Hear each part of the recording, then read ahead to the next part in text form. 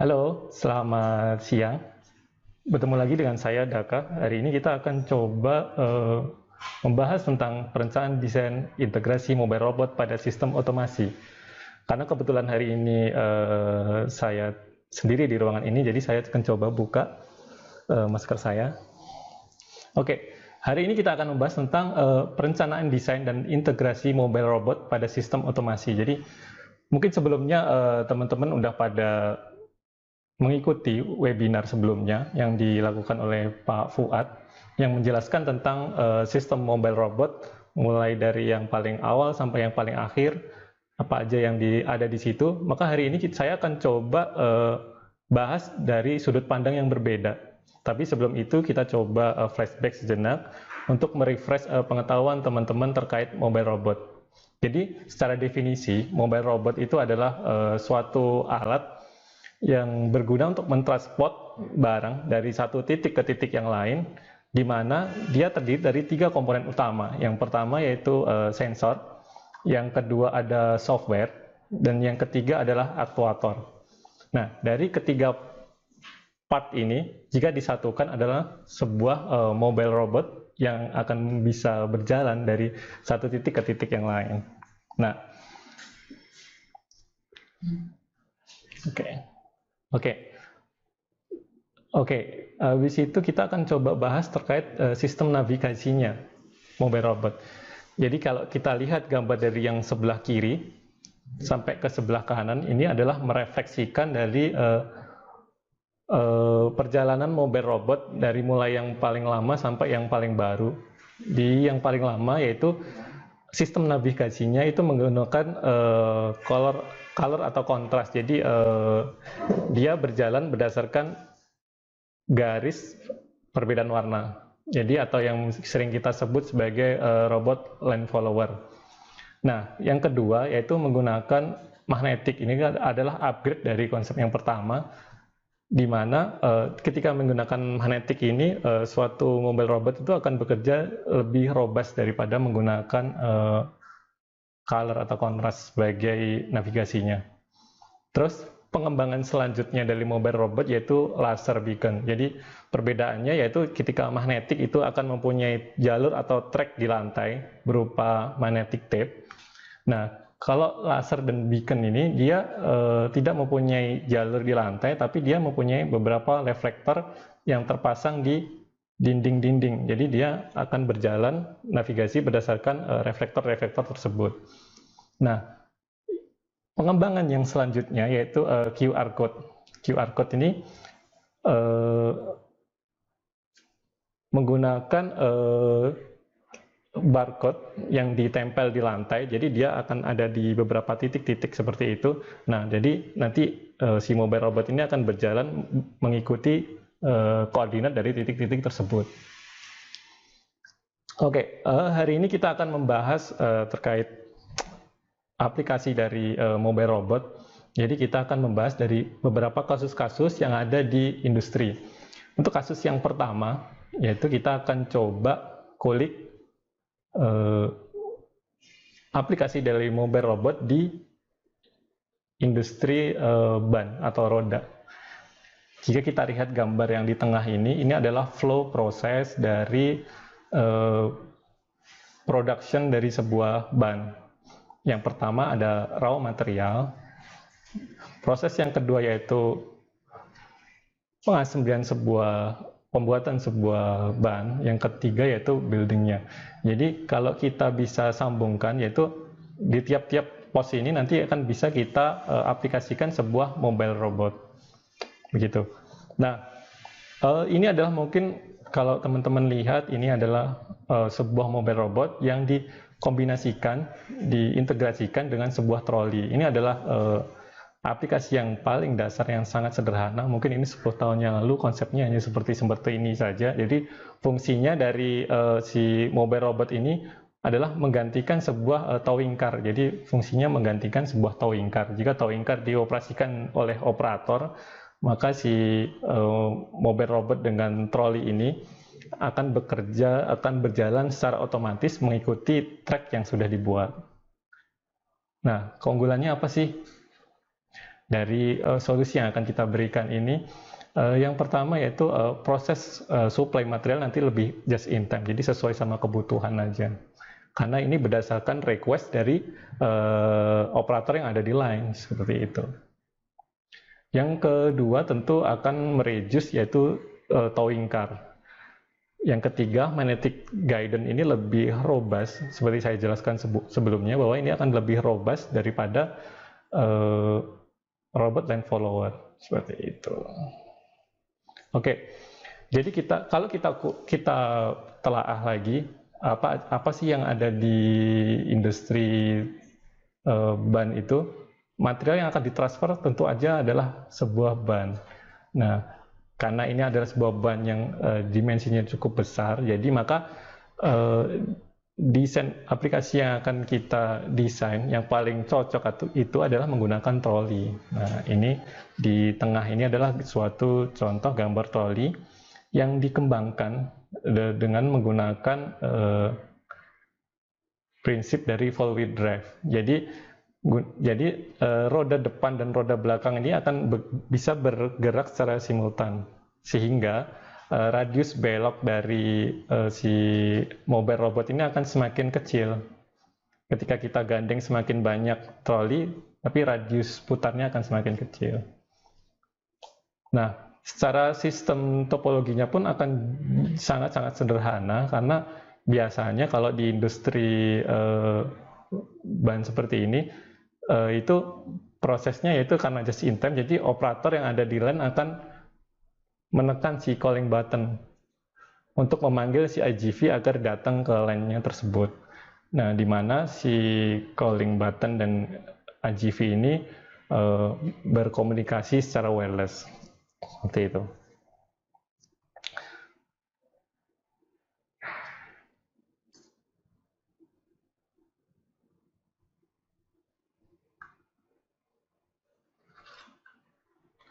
Oke, ini adalah contoh video dari aplikasi sebuah mobil robot dengan konsep towing. Jadi ada beberapa troli yang ditarik oleh mobil robot di sini. Bisa teman-teman lihat. Ini adalah konsep yang paling sederhana. Jadi mungkin ini dulunya AGV konsepnya ya cuma seperti ini. Kalau dilihat di sini juga ada towing car yang narik troli. Nah, ini digantikan sama AGV yang narik troli seperti ini. Nah,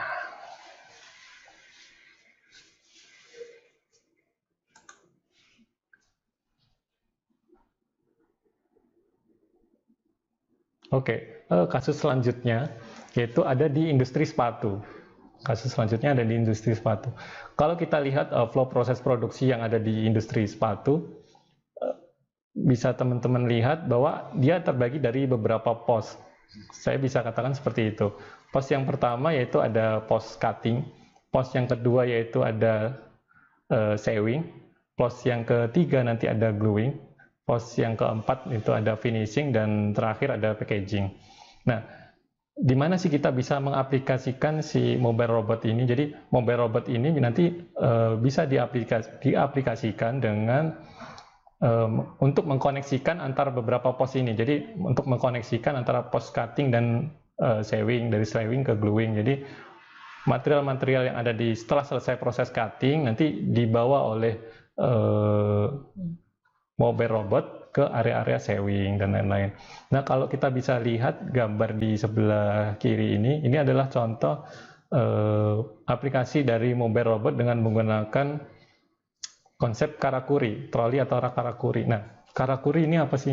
Mungkin sebelumnya teman-teman kalau udah lihat atau nanti bisa request ke admin kita untuk putar kembali video terkait karakuri, karena sebelumnya kita sudah melakukan webinar terkait karakuri. Jadi karakuri itu adalah sebuah proses transfer material dari satu titik ke titik yang lain tanpa menggunakan energi eksternal apapun. Jadi tanpa menggunakan motor, tanpa menggunakan pneumatik dan lain-lain. Jadi dia hanya memanfaatkan dari gravitasi dan berat benda itu sendiri, kayak gitu. Nah, ini adalah beberapa contohnya, dan biasanya untuk di area-area aplikasi industri sepatu, dia akan menggunakan pipa-pipa modular seperti ini. Kenapa sih pakai pipa-pipa modular? Karena biasanya kalau kita lihat industri sepatu itu kan sering ada perubahan model ya, dari model satu ke model lain itu sangat-sangat cepat. Nah, ketika perubahan model pun nanti part yang akan ditransfer pun akan berbeda-berbeda, sehingga si customer akan lebih mudah untuk mengedit atau apa ya, merubah dari troli sebelumnya sesuai sama kebutuhannya dia saat ini tanpa mengganti dengan yang baru gitu. Nah, keunggulan dari penggunaan mobile robot dengan konsep Karakuri ini apa? Yang pertama yaitu tentu proses transfer materialnya jadi just in time, jadi sesuai sama kebutuhan aja. Yang kedua itu dapat mengurangi material handling time-nya. Jadi kalau kita bayangkan ketika operator membawa troli seperti ini ke area lain, contoh dari cutting ke area sewing kayak gitu, tentu dia akan memindahkan box satu persatu. Nah, itu akan membutuhkan waktu yang lebih lama. Berbeda dengan penggunaan mobile robot dengan Karakuri ini. Jadi ketika mobile robot udah ada di dekatnya dia dengan konsep Karakuri, maka dia akan langsung tertransfer secara bersamaan gitu. Yang ketiga tentu akan menghilangkan si operator yang akan membawa si material dari cutting maupun ke sewing. Nah, kalau kita lihat juga part-part apa aja sih yang ada di industri sepatu, itu saya bisa kasih contoh. Yang pertama yaitu ada insole ataupun outsole. Jadi part-part ini tentunya akan ringan. Nah, dan biasanya dia akan dimasukkan ke dalam sebuah box infraboard. Maka dari itu penggunaan desain-desain troli dengan menggunakan pipa-pipa modular dan konsep-konsep Karakuri ini sangat cocok banget untuk diaplikasikan di industri sepatu gitu. Nah, kalau kita lihat di sini ada pipa-pipa modular, terus di sini ada plug controller, di sini ada konsep stopper Karakuri. Jadi ketika si mobile robot ini sampai ke area tujuannya, nah si part ini akan langsung tertransfer ke line tersebut. Secara sistem pun akan sangat sederhana. Ini hampir mirip dengan konsep yang pertama tadi. Jadi saya nggak perlu jelaskan lagi. Nah, ini adalah contoh bagaimana proses transfer atau movement dari si mobile robot ini. Nah, ini adalah mobile robot. Dia akan berhenti di titik yang sudah sesuai yang ditentukan, dan semua box akan tertransfer secara otomatis.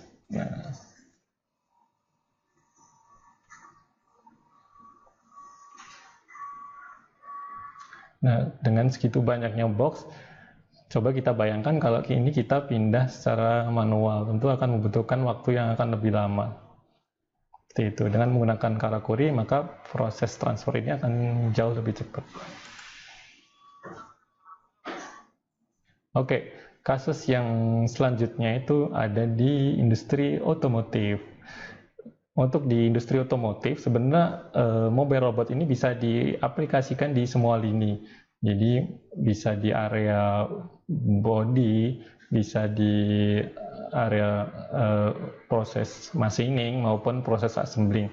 Tapi di sini kita akan coba ambil contoh untuk bagaimana si mobile robot ini diaplikasikan di area assembling. Jadi biasanya kan kalau kita melakukan assembling itu kan kita belanja dulu, istilahnya kayak gitu. Jadi kita akan lakukan shopping part-part apa aja yang nanti akan di-assembling dari logistik ke area assembling. Nah, disitulah biasanya peran si mobile robot ini. Jadi mobile robot ini bisa digunakan untuk mengirim part-part yang akan di-assembling dari logistik ke area assembly. Bisa seperti itu.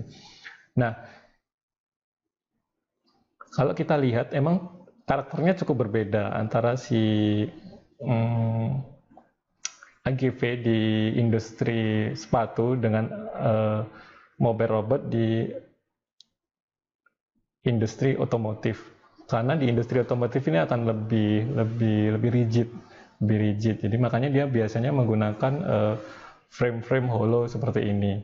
Karena beban yang akan diangkut pun jauh lebih besar seperti itu. Nah, coba kita telah lagi. Coba kita klasifikasikan lagi part-part apa sih biasanya yang dibawa di industri otomotif. Itu yang pertama ini seperti saya contohkan tadi, bahwa dia akan membawa part dari logistik yang berupa part-part yang akan diassembly dari logistik ke area assembly. Maka ini adalah saya dapat katakan ini seperti keranjang belanjaan ya gitu. Jadi keranjang belanjaan ini yang akan ditransfer. Kenapa ini nggak menggunakan konsep karakuri gitu? Kenapa kita nggak menggunakan konsep karakuri? Karena kalau dilihat ini kan yang pertama tentu bebannya jauh lebih besar. Terus yang kedua tentu ini kalau kita cek tentu ini nggak safety ketika kita transfer secara karakuri. Karena nanti bisa berpotensi ini akan jatuh tumpah semua gitu. Jadi makanya ini kita coba aplikasikan dengan menggunakan motorized roller. Jadi roller ini akan bergerak secara otomatis ketika si mobile robot ini mendekati di area shifter, jadi kayak gitu, shifter atau conveyor ini. Nah, gimana sih caranya si robot dan shifter ini dapat berkomunikasi gitu? Kalau kita lihat di gambar sebelah kanan, maka mobile robot atau AGV ini dapat berkomunikasi dengan si shifter dengan menggunakan wireless. Jadi dia berkomunikasi secara wireless. Robot dan conveyor shifter ini dapat berkomunikasi secara wireless sehingga mereka dapat berkomunikasi dua arah. Robot dapat memerintahkan si shifter untuk menggerakkan si motorized rollernya ini. Begitupun dengan si shifter ini dapat berkomunikasi dengan si mobile robot untuk berjalan ketika proses transfernya sudah selesai, seperti itu. Maka kalau kita bisa breakdown, maka kita bisa tentukan bahwa yang pertama itu ada conveyor roller yang menggunakan motorized, yang kedua shifter proses gesernya ini akan menggunakan pneumatik, kontrolnya menggunakan PLC, dan komunikasinya nanti akan menggunakan wireless gitu. Saya rasa ini cukup menarik. Nah, ini kita bisa lihat contohnya. Nah, jadi si mobile robot ini akan berkomunikasi dengan si conveyor shifter ini. Jadi ketika si mobile robot ini udah sampai di titik yang udah ditentukan, dia akan langsung mentransfer, dan roller yang ada di shifter ini akan berputar secara otomatis gitu. Dia juga, si conveyor ini akan memerintahkan si mobile robot yang ada di sini untuk jalan ketika proses shifternya ini udah selesai kayak gitu. Nah, ini adalah contoh aplikasi di industri otomotif. Ini proses penyiapan part. Jadi dari sini nanti akan dibawa ke line produksi.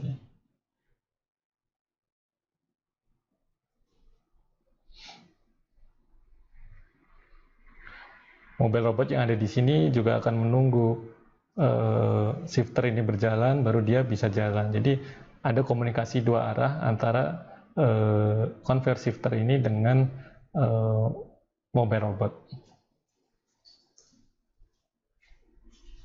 Oke, saya lanjutkan. Nah, ini adalah contoh aplikasi kedua di industri otomotif. Masih sama sebenarnya, part yang akan dibawa tuh biasanya emang di otomotif itu akan payloadnya akan besar, partnya akan dibawa lebih gede-gede. Makanya kebanyakan dia akan lebih menggunakan konsep motorized roller. Jadi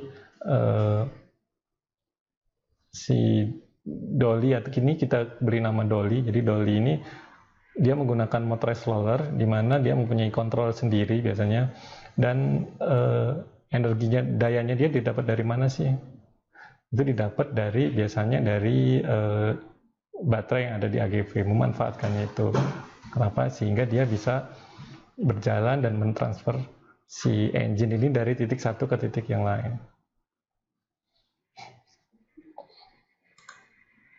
Nah, ini adalah contoh.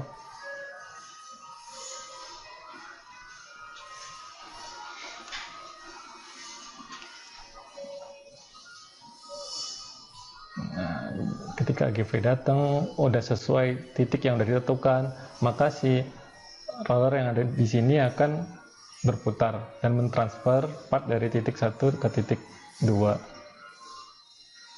begitu seterusnya. Nah, dia pun juga bisa memerintahkan, jadi si conveyor ini untuk mentransfer engine dari conveyor ini ke dolly kayak gitu. Jadi ada komunikasi 2 arah.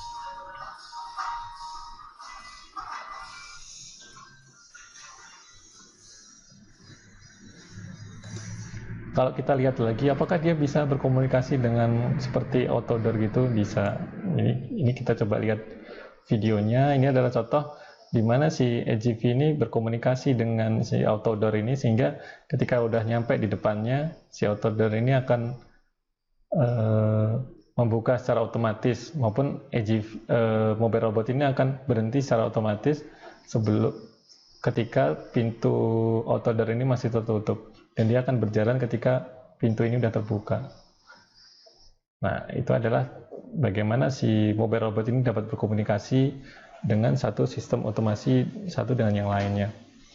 Nah, selanjutnya ini kita akan membahas kasus di industri part otomotif. Nah, kalau kita lihat di tengah ini, sebenarnya mobile robot ini bisa diaplikasikan di seluruh lini. Nah, perbedaannya apa sih di sini? Nah, di sini bedanya si mobile robot ini sudah diintegrasikan dengan sebuah WMS. Jadi bisa dapat saya katakan bahwa WMS ini seperti otaknya, dan mobile robot ini seperti pionnya gitu. Jadi si WMS ini akan memerintahkan si mobile robot untuk berjalan dari satu titik untuk mengambil part di titik yang sudah ditentukan dan mengirim ke titik yang sudah ditentukan pula. Jadi seperti itu. Dan ketika proses mengambil itu akan langsung dicatat secara otomatis. Oh, bahwa ini sudah mengambil, seperti itu. Coba kita bayangkan kalau ini masih menggunakan operator, tentu akan banyak sekali operator yang akan digunakan. Pertama, untuk mendorong atau menarik troli ini dari area warehouse ke area produksi, ataupun operator-operator yang ada di gate yang tugasnya untuk mencatat part keluar maupun masuk. Nah, ketika kita sudah menggunakan konsep seperti ini adalah contoh bagaimana industri 4.0 bekerja. Jadi si WMS ini akan sebagai otaknya akan mengatur si mobile robot ini untuk mengambil part A contohnya. Nah, habis itu dia disuruh mengirim ke line B. Maka si mobile robot ini akan otomatis mengambil part A, dan ketika melewati gate dia akan tercatat bahwa di area warehouse ini udah berkurang loh gitu. Dan dia udah pindah dari warehouse ke area produksi kayak gitu. Maka keunggulannya apa sih? Jadi yang pertama tentu just in time. Yang kedua yaitu menghilangkan proses waste transportation. Jadi orang yang berjalan untuk mendorong-dorong troli ini jadi hilang gitu. Yang ketiga, real time stock control. Seperti yang saya sudah katakan tadi bahwa dia akan tercatat secara otomatis kayak gitu. Nah, kita akan coba bahas desainnya. Kenapa sih kok simple banget cuma pakai troli seperti ini gitu. Kalau kita lihat dari karakter industri part otomotif ini, biasanya barang-barang yang akan dia produksi itu adalah part-part machining seperti ini. Jadi, dan biasanya dia ditempatkan dalam sebuah box. Jadi menurut saya tidak cukup safety ketika si box ini akan ditransfer baik secara motorized maupun karakuri, karena nanti potensi part ini rusak itu sangat besar.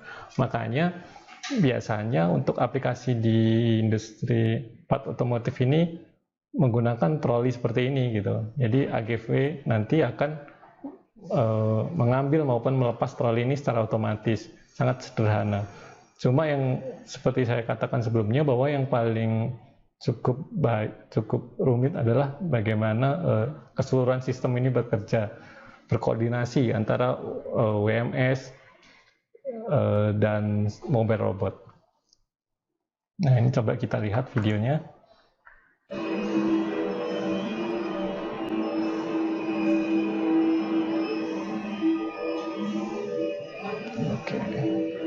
Jadi banyak sekali troli-troli part yang ada di sini dan ada banyak sekali robot. Jadi WMS itu akan mengatur sebanyak ini robot.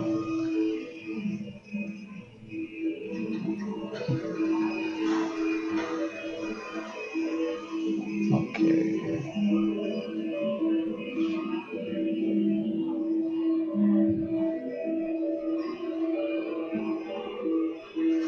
Nah, ini adalah contoh ketika si mobile robot itu membawa part. Nah, dan ini ketika si mobile robot itu mengambil part. Coba kita lihat.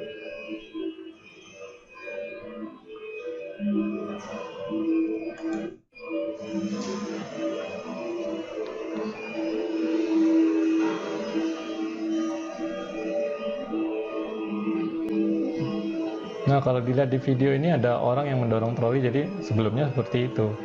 Kayak gitu. Dan digantikan oleh mobile robot ini. Nah, kalau sebelumnya kita banyak berbicara mobile robot dengan sistem navigasi magnetic guide.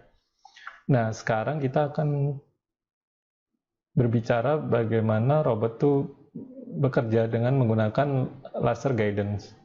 Jadi ini pengembangan dari magnetic guidance. Ini biasanya ada di industri otomotif juga. Jadi kalau contohnya yang ada di gambar saya ini adalah sebuah mobil robot yang menggunakan laser guidance, dan dia dibikin kompak seperti ini karena area yang dipakai sama dia ini cukup sempit, cukup kecil gitu. Dan kalau kita lihat di sebelah kiri maupun sebelah kanan ini ada reflektor atau yang biasa disebut sebagai laser beacon. Jadi ini yang akan menunjukkan posisi di mana mobil robot itu sedang berada, kayak gitu. Secara konsep ini hampir sama dengan magnetic guidance.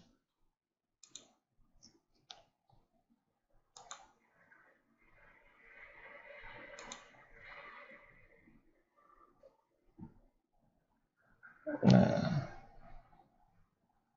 kita bisa lihat bagaimana dia berjalan dengan menggunakan ini. Kalau di titik-titik ini adalah reflektor dan ini adalah laser sensornya. Seperti itu.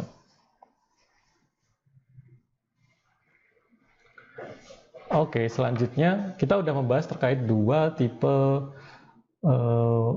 mobile robot dengan navigasi yang berbeda. Hari ini kita coba bahas lanjutan lagi kasus di industri sepatu juga, di industri sepatu. Nah, kalau kita lihat tadi kan kita udah belajar nih bagaimana flow proses pembuatan sepatu dari pos satu ke pos yang lain. Jadi yang di terakhir itu setelah packaging biasanya ada storing. Jadi setelah selesai proses pembuatan di packing, biasanya nanti akan disimpan di gudang. Nah, biasanya robot dengan metode navigasi barcode ini adalah yang paling cocok. QR code ini adalah yang paling cocok. Kenapa? Karena dia punya kecepatan yang lebih baik. Yang kedua, dia lebih robust. Dan untuk manuvernya pun mobil robot dengan tipe ini jauh lebih lincah gitu. Seperti itu. Dan si mobil robot ini udah include juga dengan WMS yang emang udah punyanya dia kayak gitu. Makanya WMS ini bekerja sangat penting karena dia sebagai otaknya. Dia akan menentukan si mobil robot ini akan berjalan. Kamu harus naruh rak di titik ini gitu. Itu dia yang menentukan. Si WMS ini yang akan menentukan. Seperti itu. Nah, keunggulannya apa sih? Yang pertama yaitu tentu akan mengurangi waktu proses transport ataupun proses storing, karena nggak perlu ada orang lagi yang harus mendorong rak dari setelah selesai packing ke area storing. Yang kedua, si mobile robot ini mempunyai payload yang jauh lebih besar, kira-kira 1000 kg. Dan yang ketiga, rak yang akan digunakan pun jauh lebih sederhana. Kalau kita menggunakan orang, tentu ini akan menggunakan roda-roda, tapi dengan konsep mobile robot ini kita nggak perlu roda lagi, sehingga cost yang akan diinvestasikan pun jauh lebih kecil gitu. Yang terakhir tentu stok akan terrecord secara real time. Nah, ini adalah contoh desain dari sebuah rak mobile robot yang diaplikasikan pada sebuah warehouse gitu. Desainnya cukup sederhana karena si mobile robot ini sudah dilengkapi dengan lifter, jadi dia ketika mau jalan dia akan angkat si raknya ini dan dia akan berjalan dari satu titik ke titik yang lain yang sudah ditentukan oleh si WMS-nya tadi. Nah, ini adalah server QuickTurn sebagai otaknya itu. Nah, dia akan memberikan perintah nih ke si mobile robot ini untuk menyimpan rak ini di titik yang mana, kayak gitu.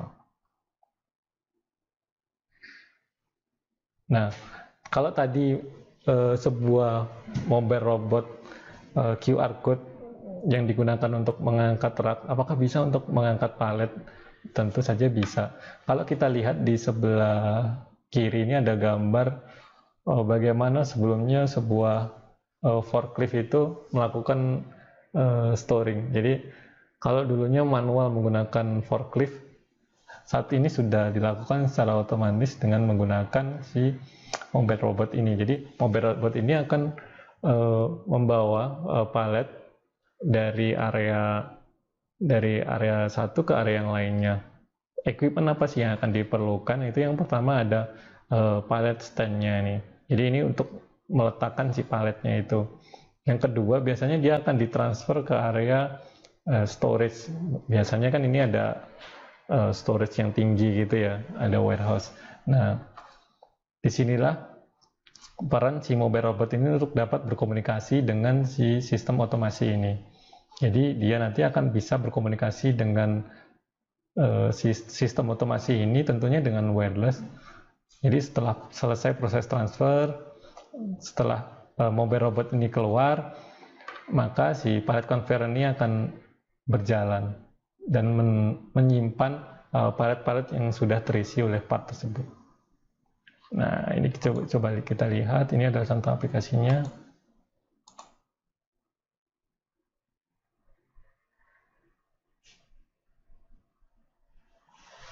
Oke, kenapa sih desain si QR code robot ini didesain sedikit kotak gitu?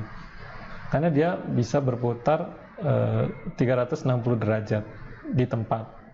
Nah, ini cukup menguntungkan ketika dia bermanuver di bawah di kolong-kolong rak ini gitu. Nah, seperti ini. Jadi dia bisa bermanuver di kolong rak sehingga area yang digunakan pun jadi lebih efisien. Nah, ini adalah contoh bagaimana proses storing itu dilakukan. Jadi, biasanya akan dilakukan scan barcode, dan dia sudah tercatat secara otomatis di WMS-nya. Partnya dimasukkan. Ketika sudah selesai, maka si mobile robot ini akan membawa rak ini ke titik tujuannya yang sudah ditentukan oleh si WMS tadi.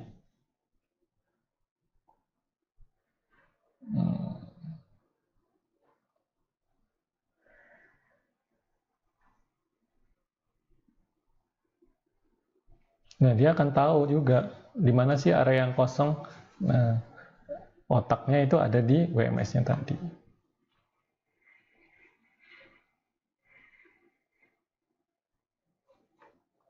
Oke, kita coba lanjut ke video yang berikutnya. Kalau tadi adalah contoh sebuah mobile robot dengan tipe navigasi QR code yang membawa sebuah rak pada sebuah warehouse. Ini adalah bagaimana mobile robot itu membawa sebuah palet. Nah, ini yang palet stand yang sudah saya ceritakan tadi. Nah, jadi di sistem mobile robot ini ada lifternya juga. Dan dia dapat berkomunikasi juga dengan traffic lamp yang ada di sini. Nah, biasanya ketika sebelum melakukan storing, dia akan melakukan checking dulu, di data dulu. Nah, itu dilakukan di sini. Nah, ini traffic light-nya ini kan menyala sehingga forklift manualnya ini akan berhenti terlebih dahulu. Nah, ini bagaimana si mobile robot ini dapat berkomunikasi dengan lifter dan conveyor ini.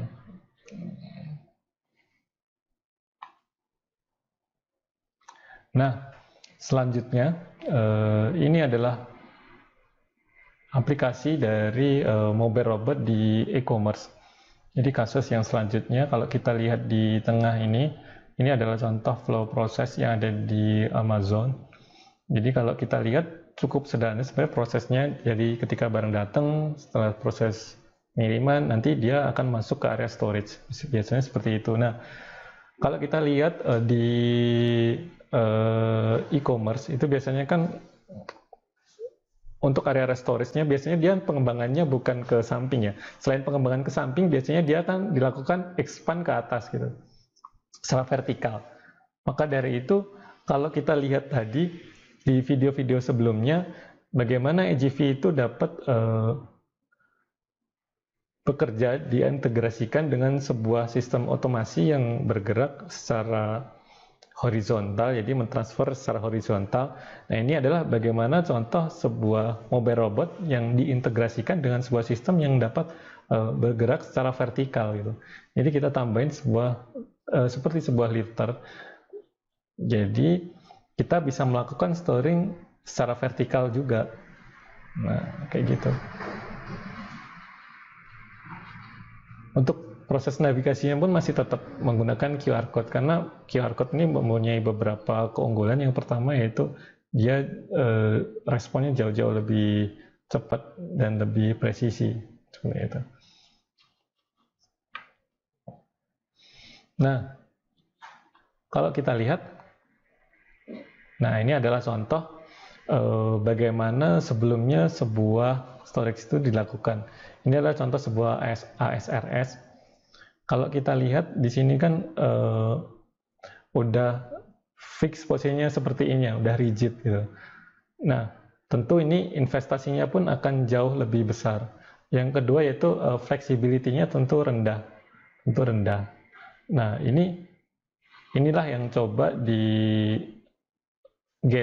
aplikasinya dengan menggunakan mobile robot, sehingga dia dapat flexibility yang sangat baik. Kalau kita lihat kan biasanya di e-commerce biasanya ada high season, ada low season gitu.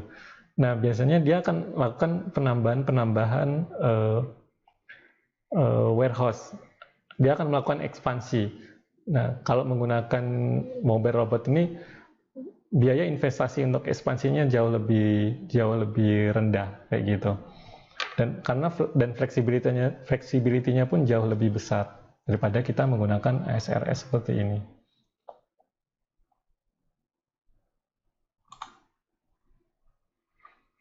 Nah, ini adalah contoh bagaimana sih mobile robot yang diintegrasikan dengan sebuah sistem otomasi yang dapat bergerak secara vertikal, dan tentunya dia akan bisa berkomunikasi juga dengan sebuah WMS.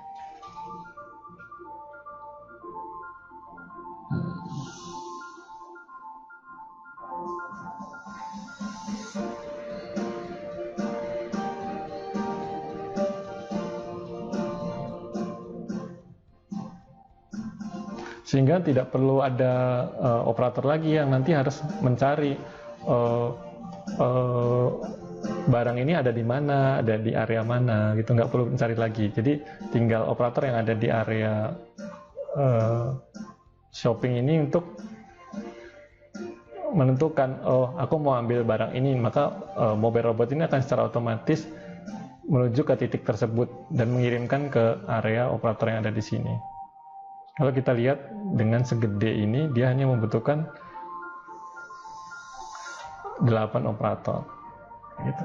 Jadi prosesnya akan jauh lebih efisien.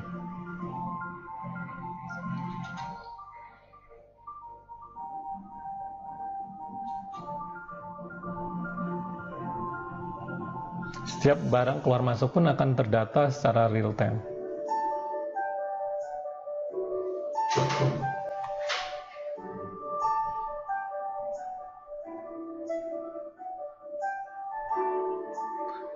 Tadi bisa lihat perbedaannya ketika menggunakan konvensional, yaitu menggunakan forklift, dan coba ke menggunakan mobile robot dengan tipe vertikal ini.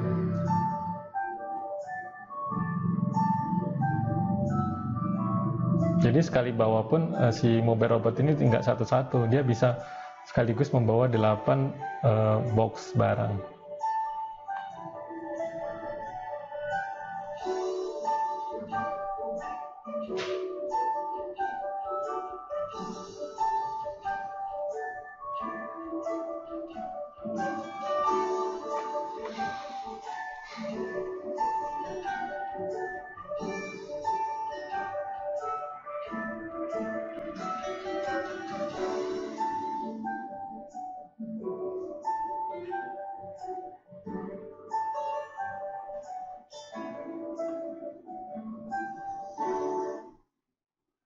Nah, selanjutnya ini adalah kasus yang ada di industri elektronik. Kalau kita lihat di industri elektronik ini memang sebenarnya hampir mirip dengan industri di otomotif, yaitu ketika akan assembling biasanya akan mengirimkan part yang mau di-assembling itu dari logistik ke area assembling atau area production. Bedanya apa? Bedanya kalau di industri elektronik ini biasanya dia akan sering berubah-berubah layout. Nah, kalau kita lihat kan contohnya di industri handphone, dalam 1 tahun itu bisa 2 atau 3 kali ganti tipe handphone. Ini contoh perusahaan A itu sampai 2 atau 3 kali ganti tipe handphone. Ketika ganti tipe handphone pun biasanya di industri elektronik, terutama di handphone itu dia akan merubah layoutnya. Jadi layoutnya sangat-sangat fleksibel. Maka dari itu mobile robot dengan tipe navigasi SLAM ini sangat cocok gitu. Jadi ini adalah teknologi paling mutakhir dari mobile robot, atau yang biasa dinamakan dengan autonomous mobile robot (AMR) gitu. Nah, bedanya apa kalau mobile robot sebelumnya itu menggunakan tipe navigasi yang menggunakan part untuk tipe navigasinya, contoh di magnetik. Terus yang kedua untuk laser dia masih membutuhkan reflektor. Terus untuk QR code dia masih membutuhkan QR code juga. Nah, di SLAM ini dia tidak membutuhkan tools apapun untuk membantu dia berjalan dari satu titik ke titik yang lain, kayak gitu. Sehingga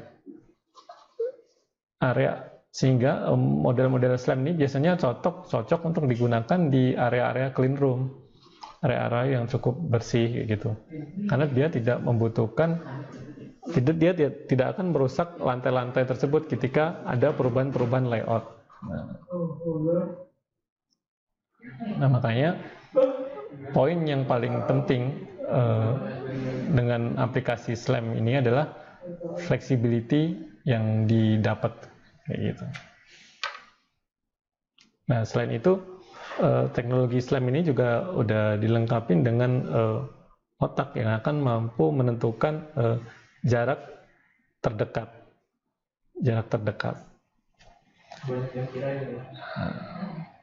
Nah, ini adalah aplikasi kedua, contoh kasus yang kedua, yaitu ada di industri otomotif.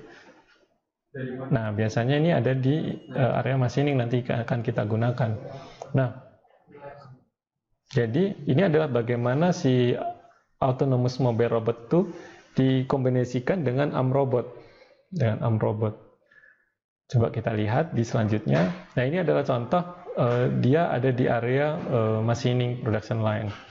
Kalau sebelumnya mungkin ketika mau geser ini dilakukan oleh operator secara manual. Nah, selanjutnya ketika mau menggeser dari proses machining mesin 1 ke mesin 2, ini bisa dilakukan secara otomatis dengan menggunakan si mobile robot yang sudah diintegrasikan dengan arm robot ini. Kalau kita coba bedah berdasarkan anatomi tubuh manusia, ini sudah sangat mirip dengan manusia ataupun operator. Nah, autonomous mobile robot ini sebagai kakinya, contohnya gitu. Nah, arm robot ini sebagai tangannya. dan sensor yang ada di sini itu sebagai matanya dia. Otaknya pun ada di mobile robot ini. Jadi ini sudah sangat mirip sekali mendekati dengan manusia. Nah, seperti itulah perkembangan dari mobile robot dari yang dulunya menggunakan color atau yang disebut dengan line follower, selanjutnya dia akan terus bergeser dan berevolusi mendekati seperti seorang manusia dengan dikombinasikan dengan sebuah arm robot. Gitu. Jadi kalau kita bisa simpulkan,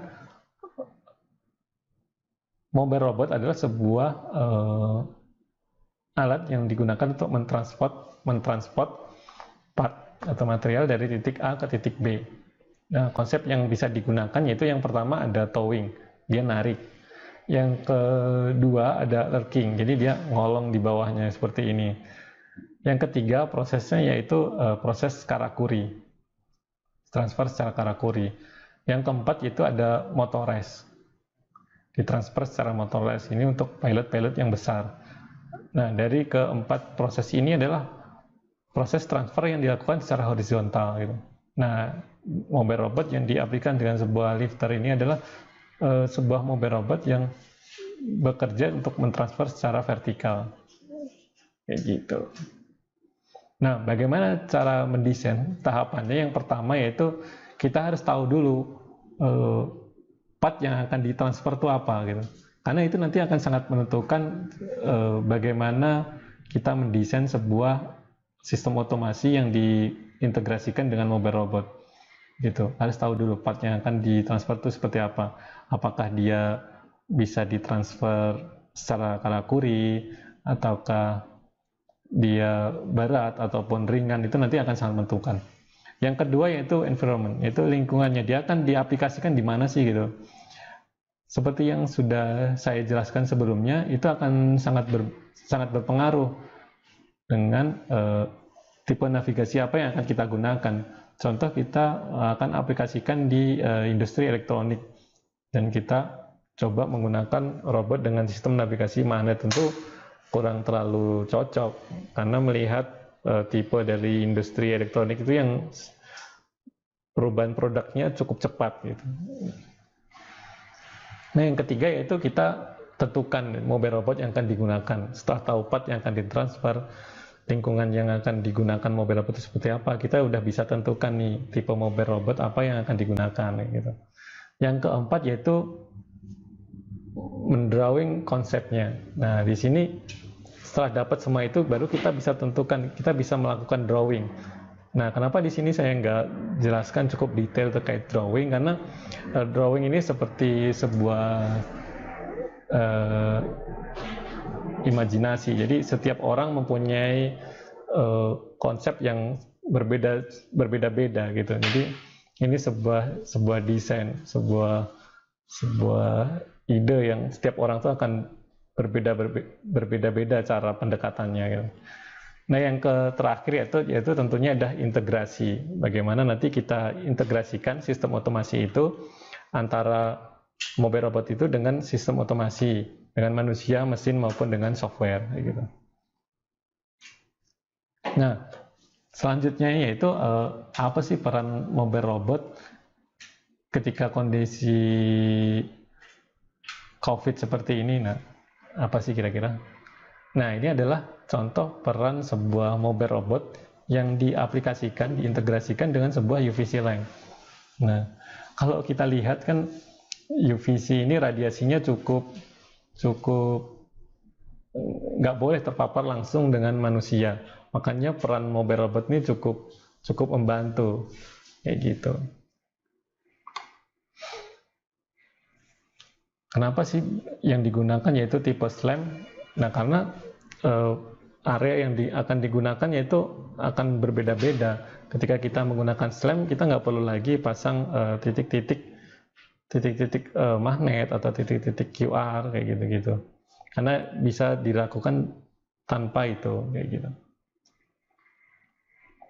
Nah, ini adalah contoh yang sedang kita kembangkan saat ini adalah tim development kita.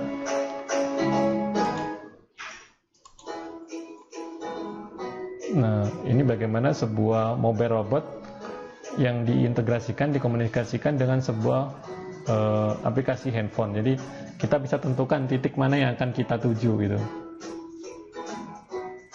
Nah, ini adalah contoh ketika proses disinfektasi itu sedang dilakukan.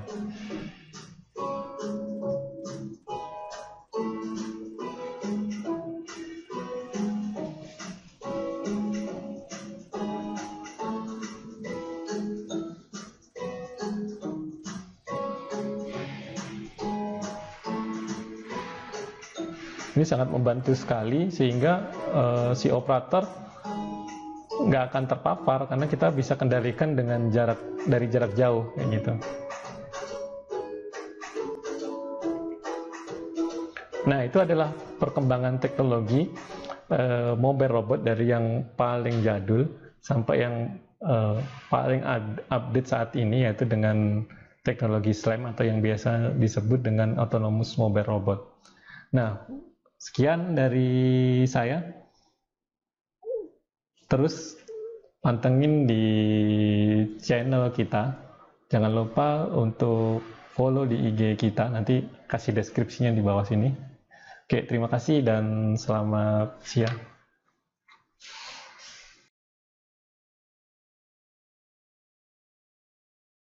Halo, selamat siang. Balik lagi bersama saya Daka. Nah, hari ini saya akan coba jawab beberapa pertanyaan berdasarkan pemaparan saya sebelumnya.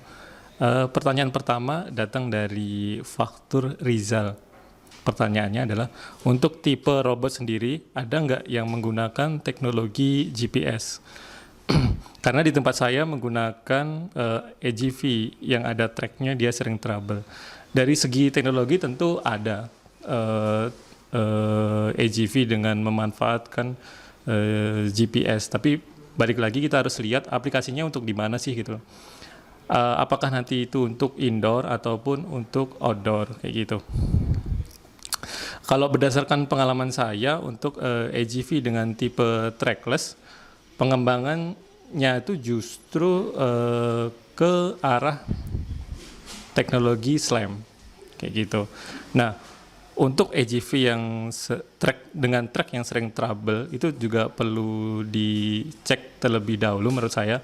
Karena menurut saya berdasarkan pengalaman bahwa AGV dengan tipe track ini justru yang paling robust kayak gitu.